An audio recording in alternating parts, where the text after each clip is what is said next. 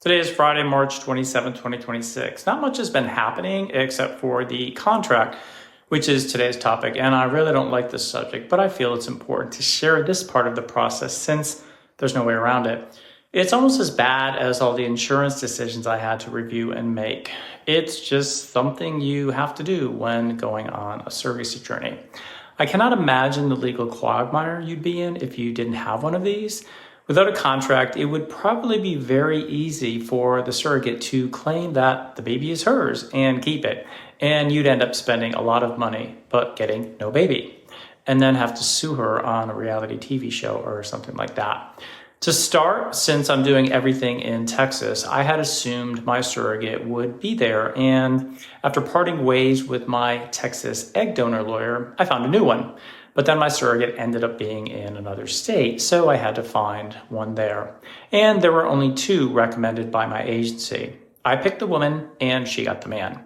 And so far, this has been the best experience I've ever had with a lawyer that I've hired.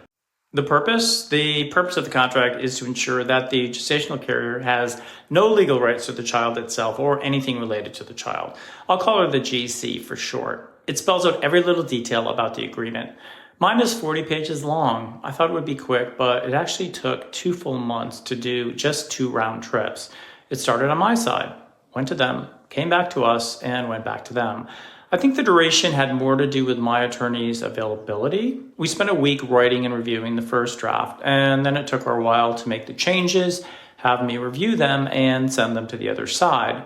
But then they responded in 24 hours. And then our side would have to review what they sent us before making more changes and sending it back. Who knows? Maybe I was the person slowing it down with all my thousands of questions. The old me was super detail-oriented. The new me is more crunchy granola / hippie / yeah, whatever. These days, I often just throw my hands up and say, don't get lost in the weeds. It's not worth my time. It's my lawyer's job to make sure this is kosher. I will likely forget all of the details anyway. But of course, if something goes terribly wrong down the line, I won't know who to blame. Me for not understanding every minute detail, or her for not ensuring we were on the same page. It's like my real estate clients. I do this all day, so I understand it inside and out, but I have no way of knowing if they truly understand what I'm telling them. The key areas? The agreement itself is too lengthy and complicated for me to describe in any capacity here. I'm not a lawyer, although I have played one on TV. It's all about who pays for what each side is agreeing to, and what happens if a specific scenario materializes, and there are tons of these. Simply put, my agency and most others have something called a match sheet, which outlines at a high level what you and the GC are agreeing to when you match. But that's not the contract, which gets written much later. However, the match sheet directly feeds the contract and acts as a starting point. So don't blow it off and think it's not important. What you're agreeing to in writing on the match sheet will be reviewed by the lawyers on both sides when writing the contract. And you don't have the freedom to disagree with the signed match sheet or change your mind months later when the contract gets written, unless you can convince the other side to go along with the change, as I found out. And there are some really strange things in the contract that might surprise you.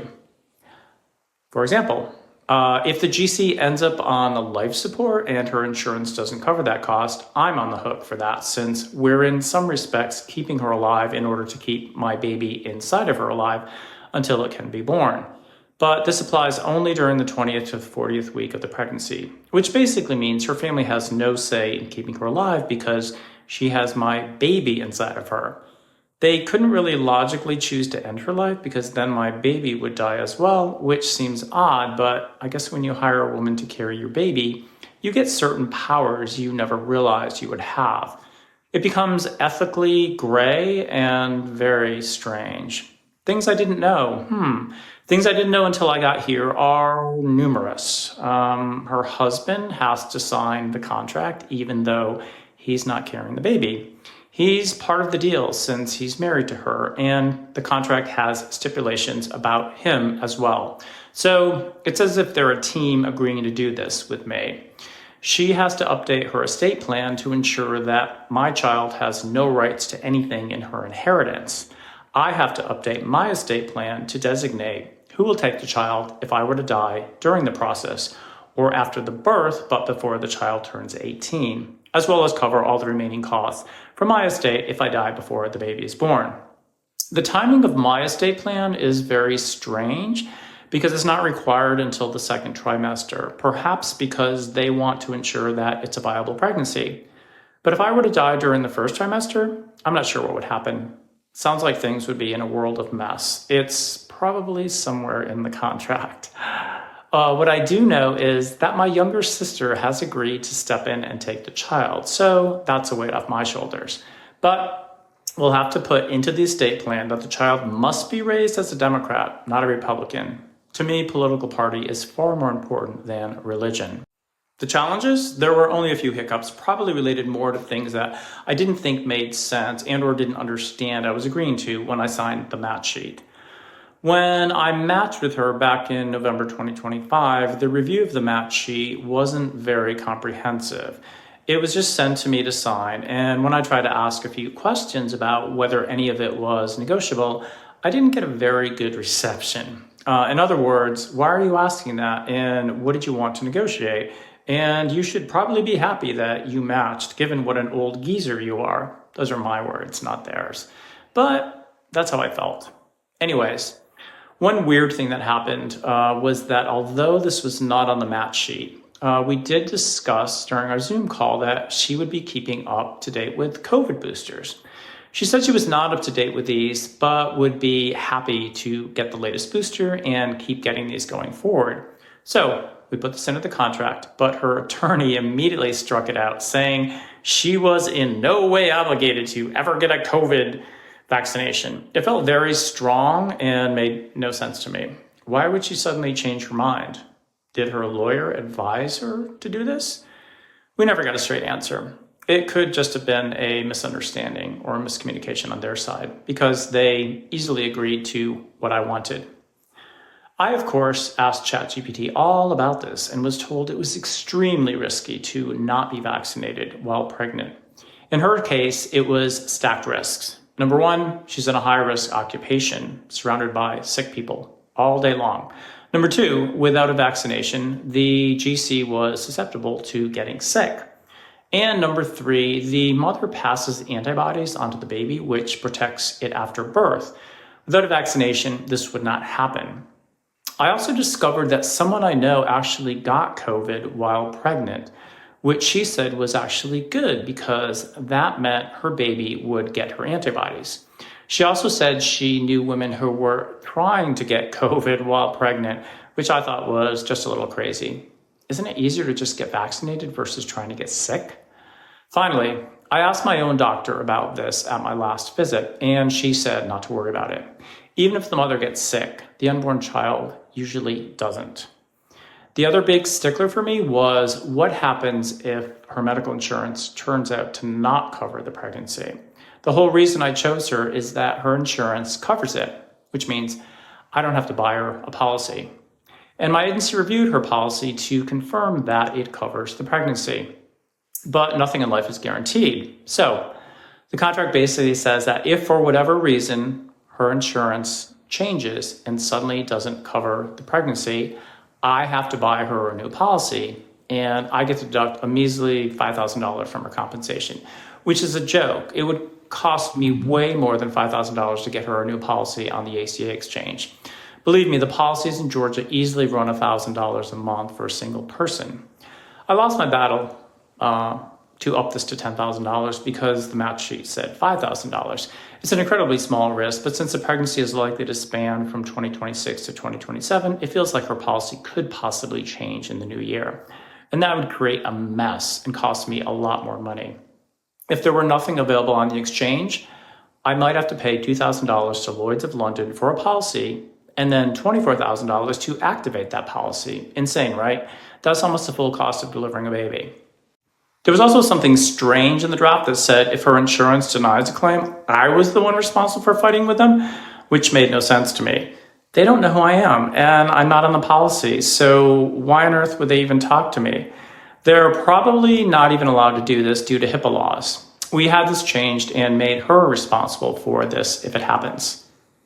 Suffice it to say, the contract doesn't have to state that you're buying a policy to cover your financial exposure. It just has to say and basically lay out what that exposure is. So mine basically says I'm on the hook for a portion of her lost wages if she goes on bed rest. However, since I am buying a policy to pay this, we did add this into the contract to prevent any additional risk if the insurance policy doesn't pay this out. In other words, I'm buying a policy to pay that portion of her wages, and that's where my responsibility ends. If the insurance company doesn't pay her, that's not my problem. She would take them to court, not me. See the difference? It's one thing to say I'll pay that portion of her wages. It's another to say I'm buying a bed rest policy that will pay that. So, another bizarre thing in the contract is that she agrees to not have sex anywhere near the transfer period to prevent her from getting pregnant from her husband. Wow. And in the event she violates this and I get wind of it, I can force a paternity test to be done if I think the child is not mine, but instead is theirs. And if it turns out to be theirs, I think she has to pay me back for everything. Can you imagine? I'm not sure who keeps the baby, but I don't think it would technically be mine. I'd have to start all over again, and definitely not with her. So I was really amazed at the complexity of all of it and wondering how on earth the escrow company would be smart enough to know my contract every time a payment request came in. They cannot just blindly pay it if it violates the terms of the contract. But apparently, this is what they do for a living. It would seem to me to be a very error-prone process, and since I am not the one reviewing every request and reconciling it to the contract, I have to trust that they know what they're doing. As competent as they may be, there were 1 to 2 mistakes with the egg donor, which was a much simpler contract, so my radar is up with this company. Fortunately, I was told that something like 80% of medical billing contains errors, and I can pay IFI $2,000 to review all the medical bills before paying. I think it's worth it. Also, despite all of us believing that this is a legal and binding contract, the reality is that there are a lot of things in the contract that aren't enforceable. You cannot force the GC to do anything with her body. If she changes her mind at some point, you'd have to hire an attorney and sue her for breach of contract. There is something in the contract about agreeing to arbitration if there's a dispute, so I asked about mediation, which is typically another route. But my lawyer said that the surrogacy agency itself is already acting as the mediator, sitting between both sides, so it makes no sense to hire another one. The key difference here is that a mediator doesn't make any decisions, but instead helps both sides come to an agreement, while an arbitrator reaches a final decision that both sides must accept. So in sum, hope this was helpful. I'm not a legal expert, but I did force myself into the weeds on this topic because unlike most contracts I sign, this one really needs to be understood. Special thanks to my lawyer for putting up with my 1 million plus questions. I'm probably the most inquisitive client she's ever had, but you don't know that when you agree to work with someone, right? And just to be clear, this is not the final legal part of the process. My attorney has to file parentage paperwork when the baby is born to establish me as the sole parent. In some states, this is done before the birth. In other states, it's done after. And then the judge has to review and agree, which is typically just a rubber stamp. I just listened to a podcast episode of The Journal last week about a crazy rich Chinese guy who had 100 kids through surrogacy. And when he got to the judge one time, she didn't bless his request for parentage. Instead, she asked a lot of questions, which delayed the process. If she didn't grant him his parentage rights, the child would have become a ward of the state, which might have been worse for them. I haven't mentioned this before because I didn't know it until now, but the surrogacy industry is completely unregulated in the US, although we are the world leaders in this space. Our laws just haven't caught up with it, so it's kind of the wild, wild west right now. If you're interested, check out the Journal's episodes on the topic, which ran on Friday starting March 6th. The one I just mentioned ran on March 20th. My next episode will cover the transfer, which I hope will be next month in April 2026. Until then, wish me luck. If the first transfer works and results in a pregnancy, I'll be looking at a birth sometime in January 2027. That's less than a year away. I keep telling myself and others that once there is a pregnancy, you're on a strict timeline. It's a project where the resources and costs can vary, but the duration is fixed. And until now, that hasn't been the case for any other part of this journey. Oh, and I'm driving to Orlando in late April to pick up my new dog. I'm adopting a galgo, which is a Spanish greyhound. They're used for hunting in Spain and then discarded if not needed. So there are thousands that need homes. I haven't had a dog in 4 years now, so I figured I'd become a dog dad again and get that under control before becoming a real dad. His name is Arco, and his Instagram handle is @ArcoTheGalgo, all one word. I've been sick for 5 weeks now, and the 2 drugs my doctor put me on this week are making me quite loopy, so much so that I have to skip the 3rd No Kings rally tomorrow because I can barely leave the house. Oh well. And if you wonder about the Speed the Plow picture at the end of this, I got to work with Sharon Stone a few weeks ago as the director in the movie within the movie. The scene will likely be epic and hilarious. Until next time, thanks for watching.